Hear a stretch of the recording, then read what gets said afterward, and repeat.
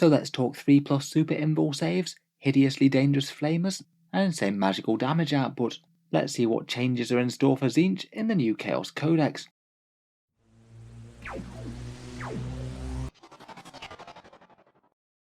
Hello and welcome back to Warspec Tactics, where today we're talking Chaos Demons once more. Games Workshop have given us a few more details as to what's going to be coming in the new book, and again I thought we'd put it together with a fair few of the leaks that have been coming out on Discord and elsewhere to see what's in store for the iridescent forces of the Changer of Ways. We've got a decent amount of new information on 4 different units, and then I thought we'd recap a few different things that are leaked already. In any case, let's jump right into it and talk some magic and warpfire. So first up, I thought we'd focus on the biggest and baddest magic chicken of them all, and go over the stats for the Lord of Change. This one was leaked by Wallace on YouTube, who along with the 2 other leakers on Discord seems to be the primary source of these Chaos Demons leaks. An early playtester copy of the Codex, and so far at least the broad thrusts of what they've been leaking has been right, though there have been a few interesting tweaks. I'll link his gloriously trippy birds video down in the video description. In any case, it generally looks like pretty good news for the base Lord of Change. Statline wise, we've still got a 12-inch move, strength 6 and toughness 7. The main changes have been only hitting on 3s rather than only hitting on 2s, which is a little bit worse, but in context of the weapon changes, it might not be all that bad really. He's got +4 wounds going up to 20, so a little bit tougher but not going to be able to hide behind obscuring terrain. And perhaps most interestingly of all, the saving throw is going to be going to a 5+ at melee and a 3+ at range. Pretty much across the board, Tzeentch demons are going to be getting a 3+ against ranged attacks, which I must admit really is pretty crazy. It's going to mean that they're going to be able to shrug them off amazingly well, and command point rerolls will have big value. Though they all do seem to be fairly weak in melee, it really is going to depend on what sort of forces you're fighting. It might make Tzeentch demons a really weird foe to fight. I'd guess that it might often make sense to charge even relatively bad units in combat into melee with them, just as their saves will be so much worse there. Weapons wise, the Lord of Change's base melee is strength 6, AP -2 and damage 3. That looks to be the same profile as that Staff of Tzeentch that it already had. They don't mention whether or not it's got that random chaos spawn generating rule as it did before though. Otherwise, it looks like it's still going to have the option of upgrading to a Warpfire Blade or a Rod of Sorcery. The Warpfire Blade is +3 attacks at strength 7, AP -3 and damage 3. It's going to be pretty much hitting equally to that Baleful Sword at the moment, as that one already has a -1 to hit roll penalty, so it's not really changed at hitting on 3s. The 3 extra attacks are very nice though, as it didn't have those before. Previously, the Rod of Sorcery allowed you to increase the range on the Smite power. Now though, it looks like it's an extra shooting attack, d6 hits at strength 6, AP -1 and damage 2. So far no confirmation on range or whether or not it auto hits or anything. Could be anything from a long-range shooting attack to basically a flamer. Out of the 2, my guess would be that Warpfire Blade might be the more useful thing, but it does seem like Tzeentch demons are going to be generally wanting to avoid melee like the plague, so maybe just doubling down on ranged fire might be better. Besides raw damage, apparently it's going to be keeping the +2 to psychic tests, which degrades with its profile as before. Should be a good option for casting any of the Tzeentch spells with a high casting value. Like the other greater demons, it's going to essentially get captain style rerolls, so reroll 1s to hit for Tzeentch demons within range, probably just core units. And finally, it has been buffed in the spellcasting ability. Previously, Lords of Change could only cast 2 spells, which I did think was weirdly low, and now they can cast 3 spells at base. Should mean that you could fire Smite off alongside your other Mind Bullets.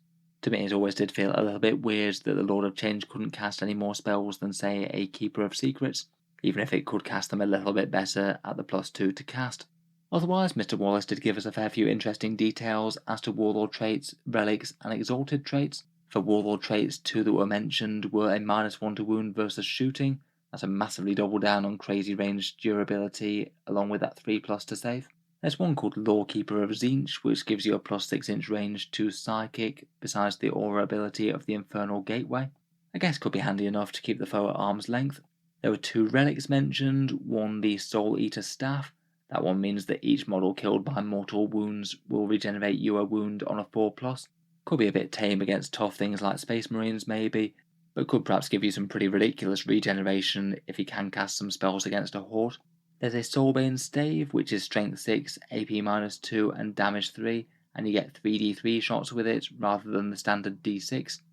That looks like it's an upgrade for the ranged Rod of Sorcery, and in general that does look like a pretty threatening profile all around. And finally they did mention one of the exalted traits called Lords of Flux. The new exalted traits basically go into points cost upgrades rather than command point ones. Lord of Flux is still an ability to deal mortal wounds. Now it's every time you inflict mortal wounds with a spell, you have a 2+ chance to deal an extra one.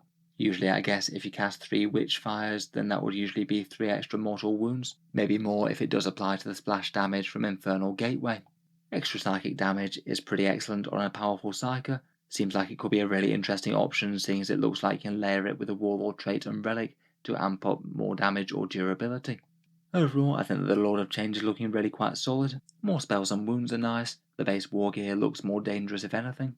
It'll be interesting to see what sort of Warlord traits, relics and things it has once we get the full lists.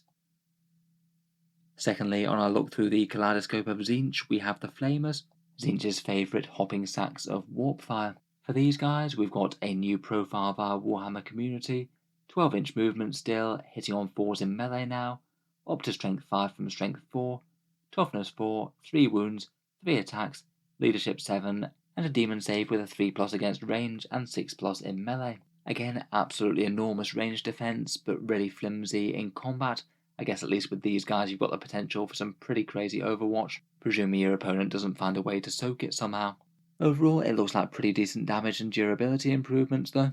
An extra wound and a 3+ invul versus range are both really scary. Looks like they'll be dying a bit easier in combat though. Perhaps the really big improvement though is their flickering flames. 9th edition is kind of renowned for amping up base gun profiles in all sorts of different ways, but these things have worn out pretty massively even within 9th. There still appears to be an auto-hitting flamer attack.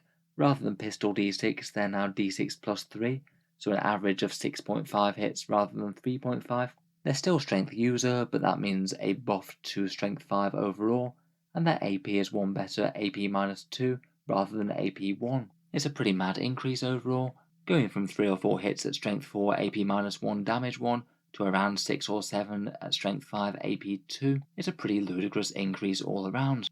Just going off averages, prior to this, 3 flamers would kill around about 1 space marine. Now with a whole load more shots, more strength and AP, you'd average killing over 3 of them, around about a 260% increase in damage, which is pretty silly. I would bear in mind though it probably means that they're going to be going up in points a fair bit. Plus the flamers aren't pistols anymore, so if you do manage to get through the Overwatch, then they're not going to be able to shoot you in combat. I guess it's possible they might have some sort of rules for falling back and disengaging, or a stratagem to do so though. Could always be a possibility.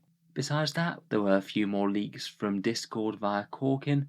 Apparently the mortal wound stratagem for flamers is gone. It was quite a nice one, but just the raw damage output will probably far outweigh that now. They are going to be more expensive points-wise, though how much will kind of depend on how good they are. The max unit size will be 6, down from 9, so in theory buffs will go a little bit less far, but in reality, with extra wounds and extra damage, the buffs might go further just because they're so much more dangerous than they were.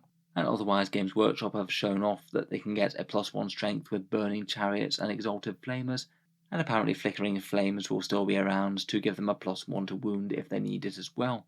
Very powerful on a strength 5 weapon, you'd be wounding even toughness 8 things on a 4+. Overall seems like incredibly good news for flamers. Unless they're very points intensive, then they're going to be absolutely hoovering through enemies, though if anything can touch them in combat, then they might fold a bit easily.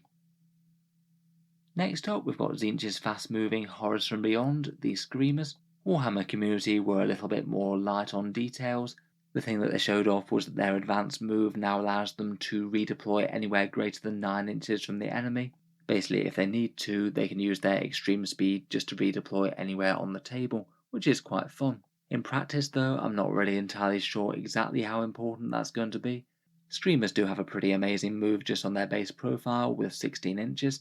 Generally they'll be able to jump from terrain to terrain if they need to, and shouldn't have too much of a problem getting the charge on the enemy rather than the other way around. If they're advancing, it means that they're not going to be able to charge after deep striking, which isn't great. I guess maybe could be helpful late game for things like secondaries perhaps. Otherwise, again via Discord leaks from Corkin, apparently their melee attacks are unchanged, hitting on 4s with 3 attacks at strength 6, AP 3 and damage 2. And they're also going to be getting the same 3+ or 6+ save deal as the other Tzeentch units. I feel like that's maybe going to be a bit more painful on them, seeing as they actually want to be getting into combat. They can probably hide as they're advancing up the board, so the 3+ isn't going to matter as much, but that 6+ when they get hit back is going to hurt quite hard. Finally though, in something that does look at least fairly scary, their slash attack now gives them a 4+ chance to deal immortal wounds to a unit that they moved over. That does seem pretty nice, as previously it was a 6+. With their great big movement characteristic, then that's often not going to be the hardest thing to achieve. Overall, it seems more like slightly small improvements for the Screamers as opposed to great big buffs like the Flamers. Perhaps that might mean that their points cost would stay fairly similar though. Otherwise, from Games Workshop themselves, we've also got a trio of other small things. First up, the Gaze of Fate spell, now redone for 9th edition.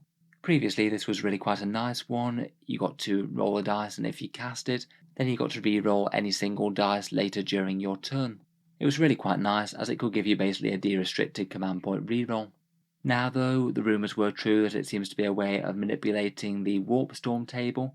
If you manage to cast it now when it's Warp Charge of 7, then provided the Psyker is still on the battlefield, you get to retain 2 unspent Warp Storm points at the end of the battle round. Warp Storm is that mechanic where you roll a whole bunch of d6, and for each 4+ you get a point, then you get to spend them on whole army-wide abilities, and it does mean that they could be a bit random. You might get more than you need on one turn and less than you need on another. I guess in theory this one might be able to be used to balance out your swings of good luck and bad luck with the Warp Storm. If you roll too high and you just don't really have all that many good abilities to use, then you could save some of those points to use on the next. Whether or not the spell actually winds up being useful though kind of depends on the Warp Storm mechanic in full, which at the moment we only have kind of partial details for. Next up, we've got an aura called Blazing Warpfire. This one is confirming a buff that was leaked previously. Apparently, Exalted Flamers are going to have an aura of +1 strength to nearby Flamer units, making all of those Warp Flames turn into Strength 6 up from Strength 5. While Strength 6 isn't relevant against a fair few things, it is great against anything that's Toughness 5 or Toughness 3, and that is at least a fair few things in the meta at the moment. Apparently that one will be present on Burning Chariots as well. Again, it'll kind of depend on just how efficient Flamers are per point, and whether or not it's cheap enough to include Exalted Flamers alongside them. Finally, GW gave us at least a few hints to horrors. They already showed off their base profile, showing that they will be getting that 3+ against ranged demon save, which is quite big, plus the pink horrors will be hitting on a 3+ now. They've given us 2 more previews beyond that though. First up, apparently all horrors will be now getting a ranged attack. Currently only the pink horrors can fire with their coruscating flames at range, but now the blue horrors and even the little brimstone ones will be able to as well. My guess would be that the pink horrors will get the best one, and then the blue horrors will be a bit worse, and the brimstones even worse still. Potentially the standard coruscating flames might get 3 attacks, the blues will get 2 and the brimstones will get 1, or it might be ballistic skill related, the pinks hitting on 3s and the blues hitting on 4s perhaps. In any case, I'd be very surprised if the brimstone horrors get the same amount of damage as the pinks. Kind of a bit annoying that they didn't actually show off what the damage output of those attacks would be. It'd be quite a lot more meaningful if they had. Otherwise, they also confirmed a rumour on split as well. Currently, if you want your pink horrors to split into blue ones or brimstones, then you have to pay some reinforcement points. Now it's just going to happen though. On a 4+, when the pinks die, they'll split into 2 blue horrors, and then the blues into brimstones. Apparently it will happen on a 4+ regardless. It was previously rumoured to be a 5+ as per the leaks. That does still seem incredibly powerful though. It looks like pink horrors are already going to be a pain to remove at range anyway with that 3+ save. If they're generating more models when they die, then that's going to be even more so. I do wonder if the pink horrors are going to have to cost quite a bit though, or their damage output is going to be kind of underwhelming if they are going to have this amount of extra defense. Still though, again broadly looks like good news for horrors.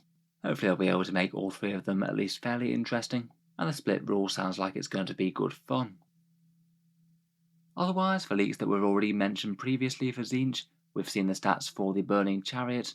According to the leaks on Discord, that's going to be gaining an extra toughness, wound, attack and strength, and otherwise the biggest change to the damage profiles being getting 2d6 attacks at strength 6 AP -2 for its anti-infantry flame shots.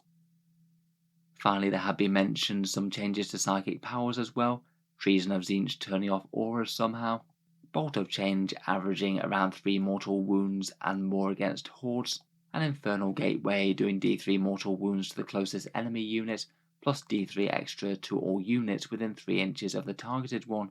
That one seems like a pretty ridiculously powerful spell, particularly combined with those Lord of Change buffs that we saw.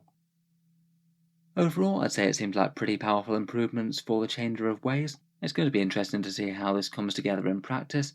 I'm certainly looking forward to reviewing the Chaos Demons Codex when it comes out. If you'd like to see that, or just keep up with the other Demons leaks and previews, feel free to subscribe to Auspex Tactics, where I'm sure we'll have plenty more Warp Spawn to talk about. Finally, if you have been enjoying all the videos on the channel, I would just like to mention that Auspex Tactics does have a Patreon page as well, and you can find that down in the video description. If you have been enjoying all the content on the channel, the Patreon page is the main reason that I can continue to make videos quite so regularly, so any support is massively appreciated. If you have been watching a fair bit, channel patrons do get a fair few advantages, seeing certain videos early, regular votes to see what sort of things come next on the channel, and automatic entry into the regular prize giveaways with a chance to win some big model kits each month. If any of that sounds good to you, or you'd just like to help support, the link is down in the video description. In any case, a massive thank you for listening, and I'll hope to see you guys next time.